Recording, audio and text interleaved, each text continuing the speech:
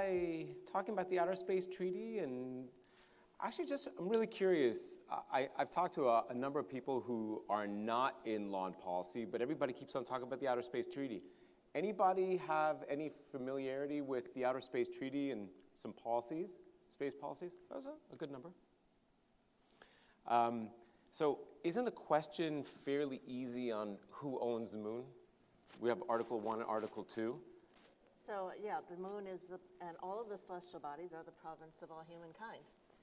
Easy peasy. What does that mean, though? I'll tell you what it means from my perspective. When I used to work at Deep Space Industries, way back when there was something called asteroid mining, or these companies that wanted to do asteroid mining, when we talked about it, we had a lot of pushback in terms of ownership. And a lot of people told us internationally that we don't have any right as a private corporation to do that because of Article 2 in the Outer Space Treaty, which basically says that no state shall appropriate any celestial body, including the moon, by use, occupation, or any other means. So that was... It says sovereignty first. And so my argument is always, Article 2 of the National Space Treaty says no state may appropriate territory by sovereignty or any other means. So clearly it doesn't apply to individuals or private entities, in my view. It doesn't? No. Okay. Where were you when I needed some help at the UN a couple years ago? But could we say that really nobody owns the moon? Nobody owns any celestial body. Would that be a fair statement? I think I would like to be a little bit more existential and say we all own the moon. I mean, I think we just heard from Dr. Goswami that the Chinese have this very sort of close relationship with the moon. You know, humanity has looked at the moon since the beginning of time and looked up at it, and it's been our neighbor, and we've felt it, and we've loved it, and we've feared it, right? And so I think I would rather say it's not that nobody owns the moon.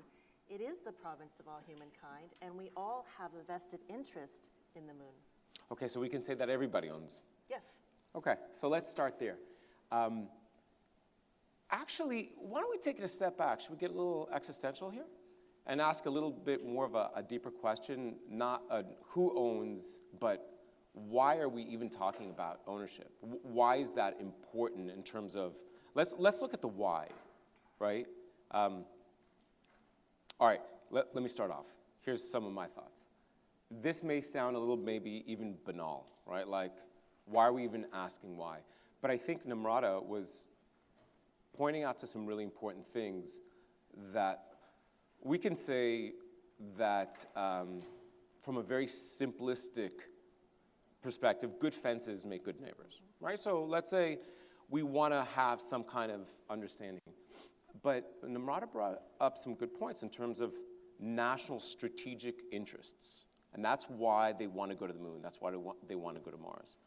I'll tell you some of my experience at Deep Space. When in 2015, the first law in the world, in the history of humankind, talked about the right to own, use, lease, whatever, space resources, whether it's on asteroids, whether it's on the moon. That was in 2015. That was in the United States. There was a lot of pushback. There was a lot of international pushback. And when I went to the UN in 2016, a couple of months after it passed, and when President Obama signed it in November 25th of 2015, we went to the UN a couple of months later, and I spoke to some of the delegations. And I wanted to get some of their feedback because now space resources was a thing, right? Ownership was a thing about space resources. And from countries that didn't have technology or capability or the investor pool, that they knew that no time in the near future would they be able to start a deep space industries or planetary resource, there was a lot of concern, not about necessarily Article 2 that says you can't appropriate it, where there were some space law experts that say you just can't do it as a corporation. Their concern was, how do I participate? How am I going to be involved? It was a very, It was a very existential human question of fear of we're going to be left behind. So I felt like the national sovereignty is an issue, but also on the human level, it was an issue. So I want to ask, you have been through this since 2015 and even before. Now we are looking at a United Nations Committee on the Peaceful Use of Outer Space working group on space resource utilization. So, to you who lobbied so hard to get the world to think about space resource utilization, all the way to now when we actually, are you terrified now that it's in the hands of that the UN is going to consider this? Or I think that one of the biggest issues we have is, you're absolutely correct. I don't think China or Russia has ever said, no, we shouldn't be able to extract resources and own them. It really is like, how are we going to manage these resources for countries who aren't there first or second or fifth? Lots of questions there. Yeah, I'm going to be really cheeky for a second. Am I terrified? Well, it's in the hands of the UN, so it's not going to go very quickly. Let's start there, good point, right? yeah. Like, first things first. They have a mandate in this working group, I think it's until 2027, where they have to bring some kind of, It's a 5-year mandate to identify the legal issues related to space resource utilization. So they have 5 years to identify the legal issues. The legal issues. And then from there, what they do with it, and do they bring it to the General Assembly? Do they move on? That's a huge question. I'm not terrified about it. There was a part when it first happened, I was annoyed that the US didn't push back. The US delegation didn't push back on it. But they let it happen, especially the word exploitation. That part of that working group is the exploitation of space resources. And I think for a lot of the word exploitation doesn't have a negative connotation. They use the French exploitation, but for the American lingo, it does. It has a negative connotation. But that aside, that was my personal annoyance with how that proceeded. There's a part of me that says this is important to discuss internationally, because now maybe we talked a little bit about the why. We talked about, let's talk about how. Like, how could this happen? So the UN is one possible organization to maybe, let's actually take it a step back. Back to the why. I'm taking a step back here. Once upon a time, you heard this, that space was an area of it's a peaceful domain. I think that was specifically because we really just didn't have that much commercial activity. Like, right, we have ASAT testing, there's some jamming, but generally it's the one area where we haven't had war, right? The Department of Defense yesterday just released their national defense strategy, and they basically said, paraphrasing, that space has the potential to quickly fall apart in terms of conflict if we don't instill some type of expectations and set patterns of behavior. So back on the why, I think it's dangerous that we don't have a certain amount of certainty on what's going to happen when people go to the moon, right? Who owns that? Can you be in this area? So there is that lack of real understanding. So is the UN a forum to bring that kind of clarity when the Artemis group gets there, when China gets there, when organizations go to the peaks of eternal light and everybody fights over that one territory, hopefully not fight over that one territory. So the question is, how do we do that? Is the UN an area to do that? Do we revise the Outer Space Treaty, where you hear a lot of these arguments constantly that the Outer Space Treaty doesn't really talk about this? Do we need to revise it? So the Outer Space Treaty does not talk about it because it was negotiated in 1967, agreed in 1967, negotiated for the decade before that, when nobody even imagined what we can do today and what we have today. And at a time in the Cold War when we were really worried about peace and making sure that peace didn't, that the squabbles we were having on Earth did not end up in space. And actually, President Eisenhower was one of the first proponents of peace in space. We do not want people being able to target us from space.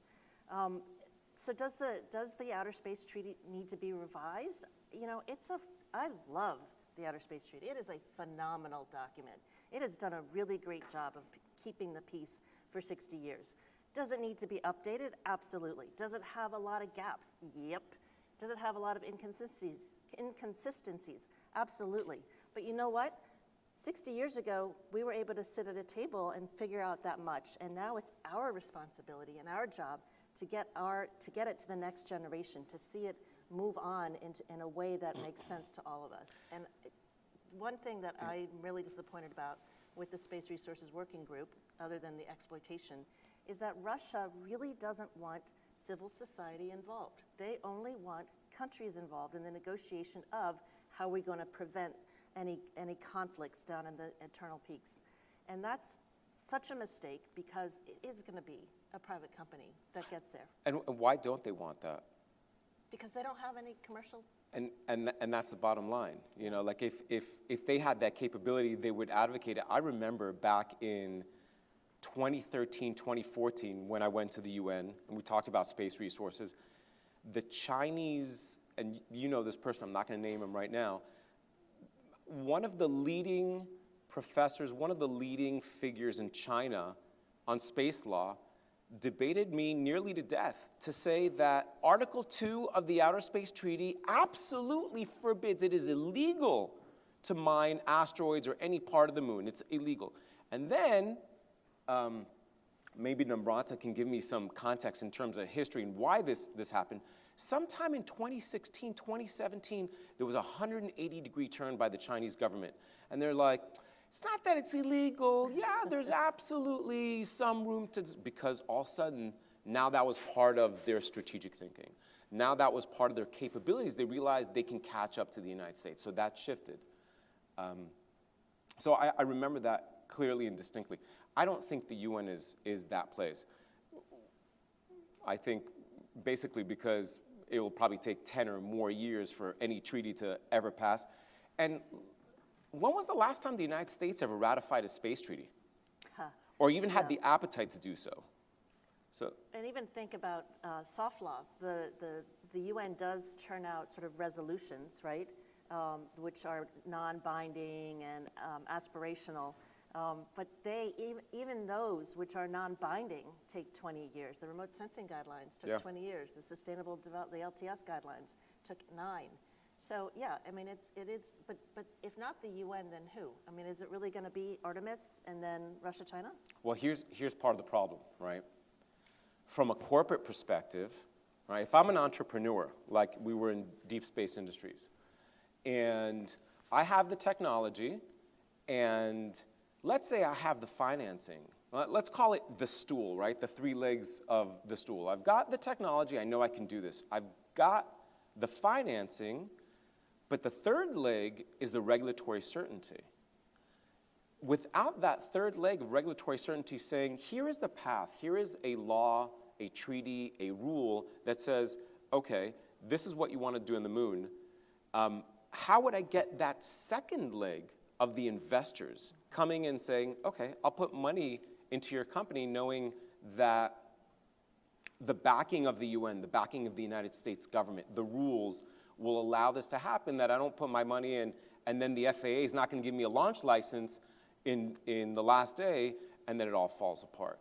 So if it's not the UN, is it national legislation to give us more clarity and certainty? I think national legislation, certainly it's going to have to start there because Article 6 of the Outer Space Treaty, no matter what happens, a nation is responsible for its nationals and what its commercial space does. But the problem with national is then you're going to have conflicting laws. And the U.S. law is going to say, hey, we got there first. Or, you know, this company, Moon Miner Squared, got there first. So, hey, back off, don't get too close. And then China will say, or Russia, or India, or South Korea, you know, let's not make China the bogeyman or woman. But they're going to say, no, you can't do that. Our person was there. And so now we have to move into the how. So how let's say we don't have the UN, we have this working group that ends up extending its remit. So 10 years from now, the United Nations has identified the legal issues related to space resource utilization, because nobody's done that before, right? But we're going to have these national laws that are going to conflict. So how are we going to prevent conflict? Or manage conflict, I should say. Yeah, so I mean, I remember, again, I'm bringing this back to space resources, we didn't have that path, and before the Commercial Space Launch Competitiveness Act, try saying that 3 times fast. I just say Asteroid Act, it's so much easier. Of 2015, before we had that, we actually started, not we, but we were involved in an organization that was called the Hague International Space Resources Working Group, led by a few people, and there were some organizations that were involved, NGOs, some nations that were involved, commercial entities like Deep Space Industries involved, and we developed what was called the building blocks on space resources. What does that look like? How do you interact, interrelate? What are the rules of the road? That wasn't law. That was just an organization that got together with a lot of really smart people.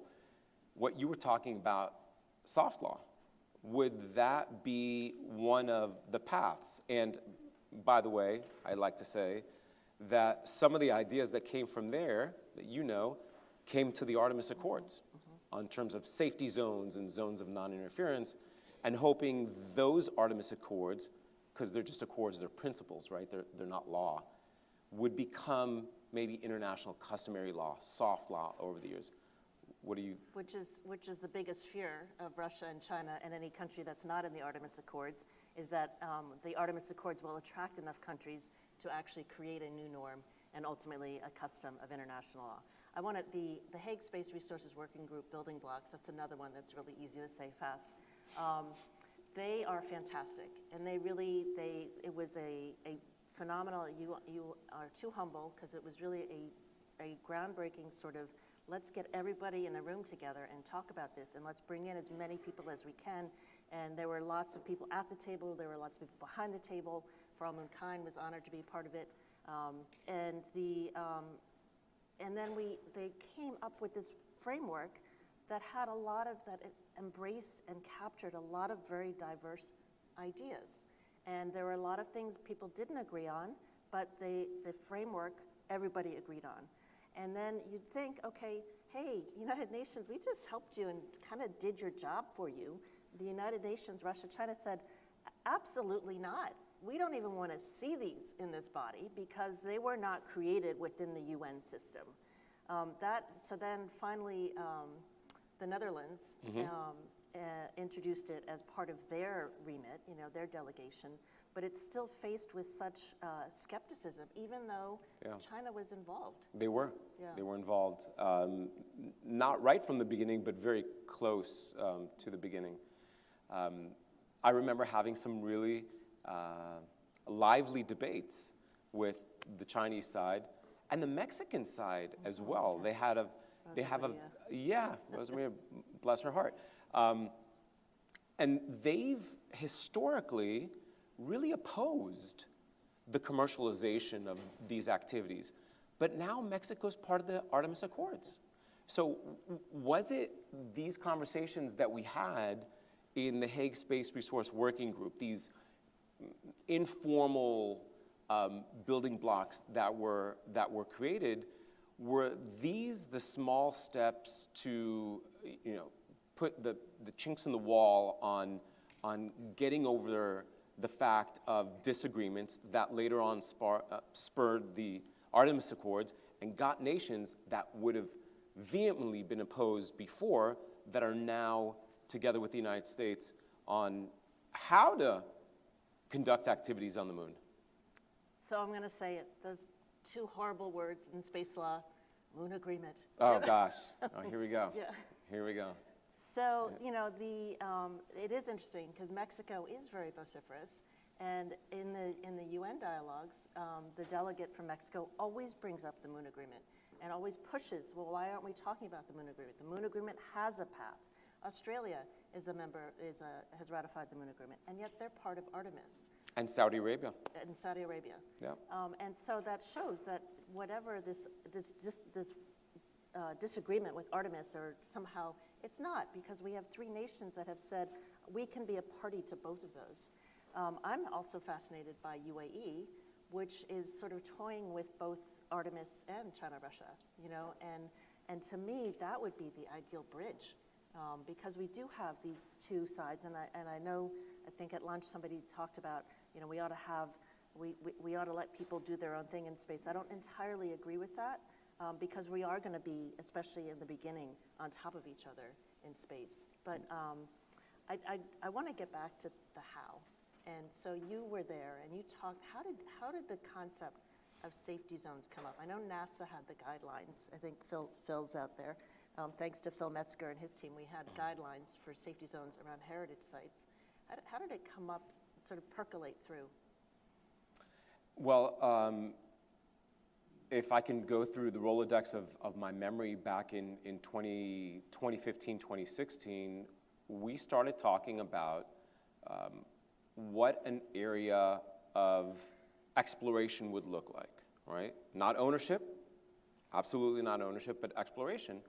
And we were concerned, the commercial side, actually there was only one commercial company at the time. It was Deep Space Industries, then 2 other companies came along.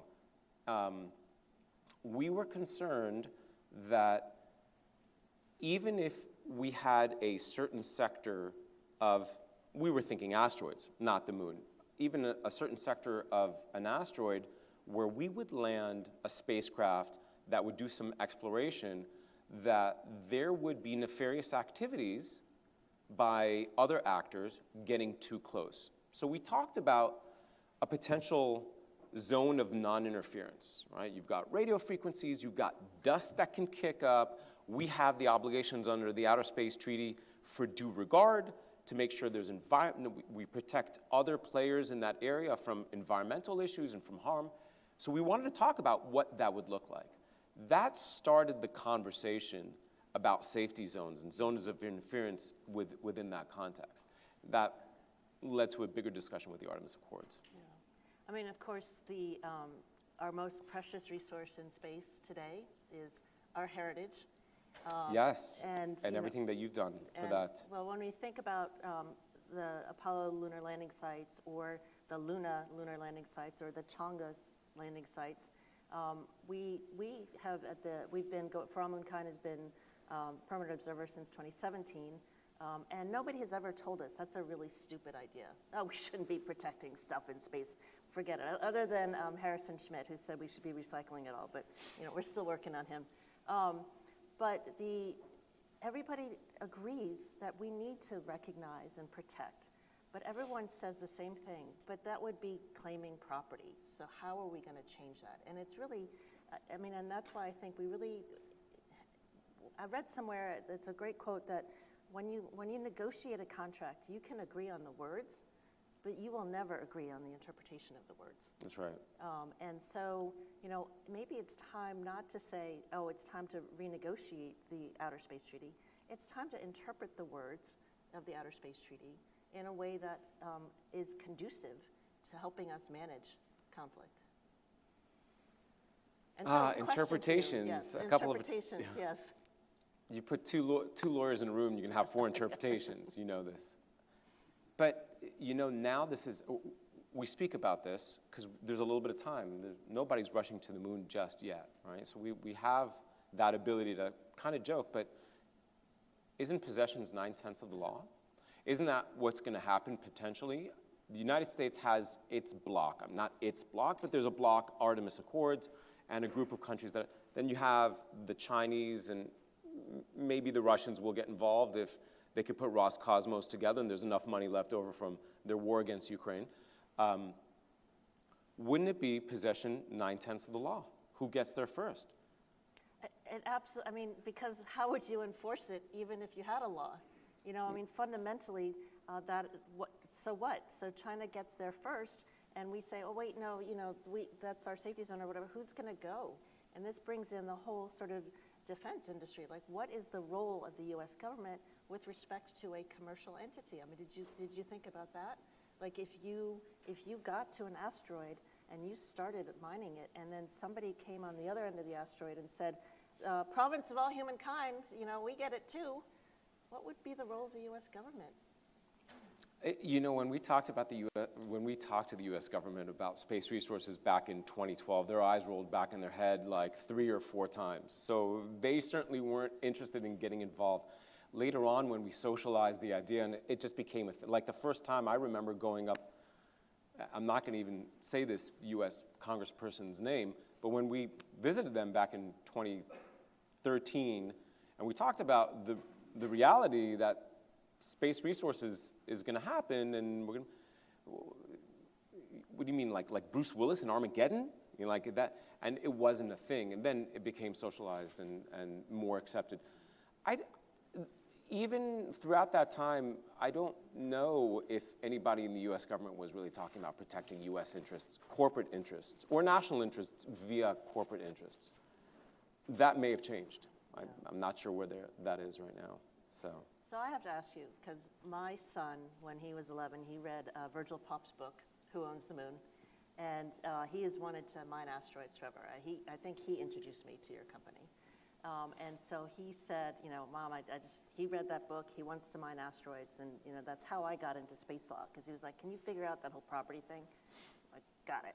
How did you get into it? Like, how did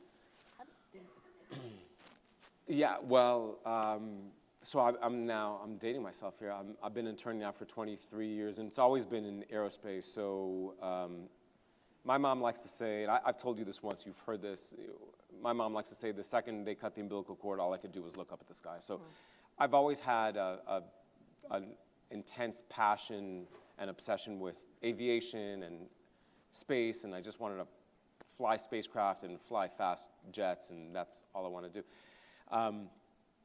But the Air Force didn't take me for flying. And I love debating, and I come from a family of debaters and everything. Religion and politics was never off limits at the dinner table. So that was always the case. So I knew that I enjoyed debating, and I knew I enjoyed law and the concept of law, so I just put that together. But back in the late 90s, space law was fairly academic. It was fairly academic, plus or minus satellites and things of that nature. But that's what I did. I really went into aviation law, and then as in the early 2000s, as CubeSats were starting and things were shifting, the technology was shifting quickly, I was involved in these type of conferences, and I met people, and when I had the opportunity that came up to be involved in space, I jumped on it immediately. So that's what it was. It was tenacity and patience and passion. So I've always been impressed by your sort of thoughtful thinking, and I'm going to use Zen completely wrongly because I can't think of the right word. But I think one thing that I really struggle with, I know one thing I really struggle with is something that we've danced around a bit. If you get there first, it's yours. What about Indonesia, or what about Rwanda? Like, do they get a piece of the moon? Do they get to belongs to all of us? How do we assure that benefit? Yeah, that was, and that's part of the Outer Space Treaty, right? That these activities benefit. I'm just going to butcher it, but benefit all mankind here. And I was debated at the UN by space law academics who've been doing this for years and have their perspective back from like the 70s and the zeitgeist of the 70s with the Moon Agreement and having all of those space law treaties in one decade. And they believed that benefit was taxing the American corporations to provide that money to lesser developed countries. I said, okay, that's one pathway. You could do it that way. Hasn't really worked well. If you look at international treaties, look at Law of the Sea, look at how they were talking about and developing licensing and where that money's going, that really did not work well. That kind of fell apart. And again, that obligation is an obligation in the treaty to the states. The states have to benefit. It doesn't say corporations have to provide the benefit for all mankind. It's those activities by the states that, and you can say those that are authorized and continually supervise those corporations or none. So that was the big question. How do you provide those benefits? There's all sorts of ideas. There's many different pathways. You always have to be careful of export control and ITAR issues, and you can't necessarily, as a private US company, say to a lesser developed country or a developing country, say, here's how we're gonna help you. We're gonna bring you up in the bootstraps. Here's some of our technology. Most of the time you can't do that because of US regulations, right? Export control regulations.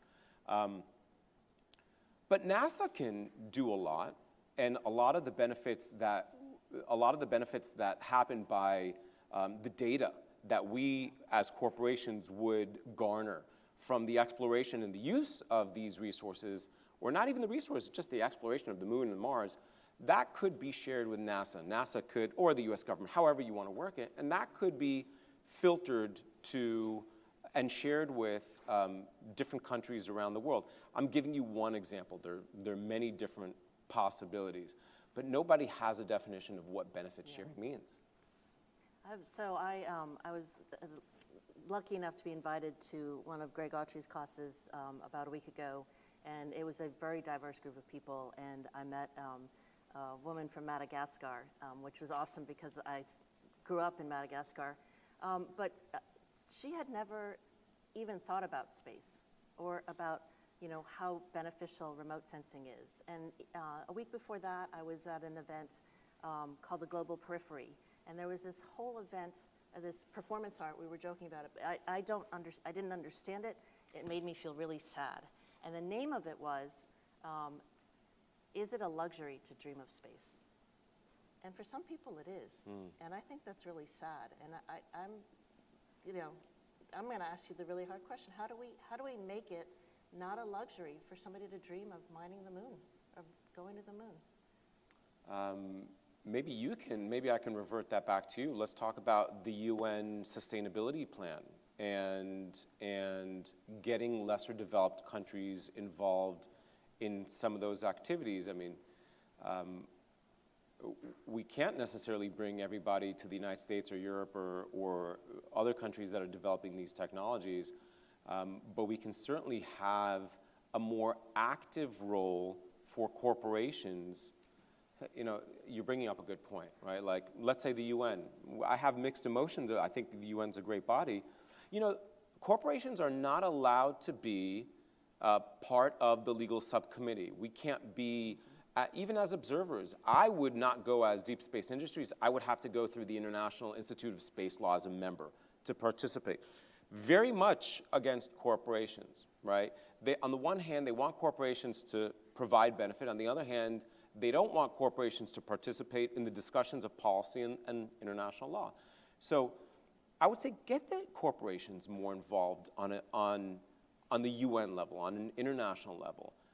I was almost pushed out in many times. Yeah. People were very angry that I was in the room having these discussions. I witnessed that, Yeah, so I would say maybe that's one of the ways of doing it. I don't know how much time we have left. Maybe we can open up some. 1 minute left. Is that one? 1 minute left. 1 minute, five. Five. Should we open it up and maybe questions? have any questions? Anybody want?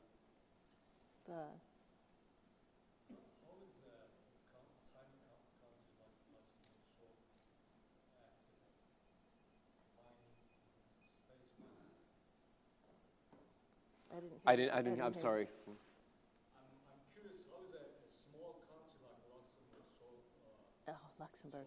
active in space? Yeah, that's a great question. They had a visionary economic minister, understanding that the banking industry was going to change irrevocably. I'll just go with that one. He decided that it would be time to look for a new industry. And so Luxembourg actually really spent 3 to 5 years revamping its laws to make it embrace space and bring space companies into Luxembourg. And so they have they have the a law that mirrors the U.S. law that says if you're Luxembourgian and you mine space resources, you can keep them. And they have the added benefit of, it applies to anybody. You don't have to be a Luxembourg citizen. In the U.S., That's right. you have to be a U.S. national. But they just turned their eye, like the, Sagi, when he came out of the womb, they just turned their eyes to space and said, this is our future. Yeah. It's really Luxembourg and UAE, small little nations that had some wealth and, looked at the tea leaves and said, okay, we are going to pivot. And so we have Luxembourg, who is just really focused on becoming the capital of resource mining, and we have UAE is going to put a city on Mars by 2070. It's fascinating, but it is the future. Yeah, they were very forward-thinking. You could drive through the country in, 45 minutes? I mean, it's really small, and I think steel production was their big thing, and that collapsed in the 70s, and one little element is they got involved in the 80s in satellite and cable, like streaming cable using satellites and SES. That was their big, so they already had kind of a foothold in space. They were looking to expand. Deep Space Industries was involved. We helped them in the beginning. They kind of waited a little bit on the side to see how the world was going to react when the US brought out its first law back in 2015. They realized there wasn't Armageddon. There wasn't a revolution, international revolution with pitchforks, and they realized that they could do this. In fact, their law is a little bit more advanced. I would even say a lot more advanced than the US law, because they have the ability to authorize and continually supervise in their law. We don't have that. So that law of 2015, even if today an American company wanted to go up to space to utilize space resources, they actually can't do that with that law, because there's one element of the Outer Space Treaty, it was the Article 6, that basically a state has to authorize and continually supervise the activities of non-state actors, let's say corporations. We don't have that built into law. Luxembourg does. So they're actually even ahead on that.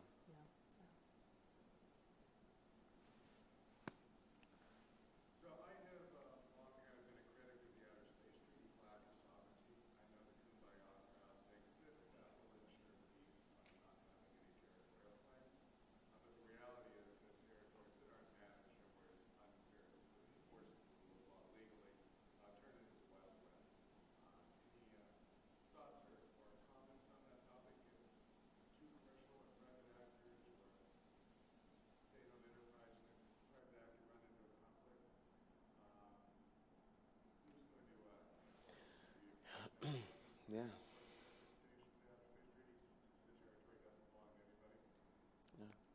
We have a minute. So yes, no. Absolutely. You know what, I think you raise all of the issues that we're facing right now. But I think the most important thing we can do right now is push to get the commercial industry a voice, because fundamentally we're not going to have an enforcement provision. There's no way. It doesn't matter if we renegotiate the Outer Space Treaty. No matter what we renegotiate, people here on Earth aren't going to be able to do stuff to punish people on the moon or people on Mars. This has to fundamentally be, we have to go back to Rousseau and to think about, communities and individuals working together. And we have to hope that the sort of the harsh environment of space will be conducive to cooperation rather than conflict. And that there are some rose-colored glasses there, I know. Yeah. I'll give you a little snippet, and that's absolutely correct. I would say it also depends. Here's a legal answer. It depends, right? If those two corporations are from the same country, then you have perhaps a mechanism of deconflicting through a federal agency. Let's say it's the United States, a federal agency that would have to work there, and deconflict that under national law, right? If they're, that's right. But if it's a company from, let's say, China, state-owned, most likely. But if it's a company from China and a company in the United States, that's when you have the issue. Yeah. I think we're out of time. Yeah. Darn it. Yeah. We're just getting started. Well, thanks, everyone. Thank you.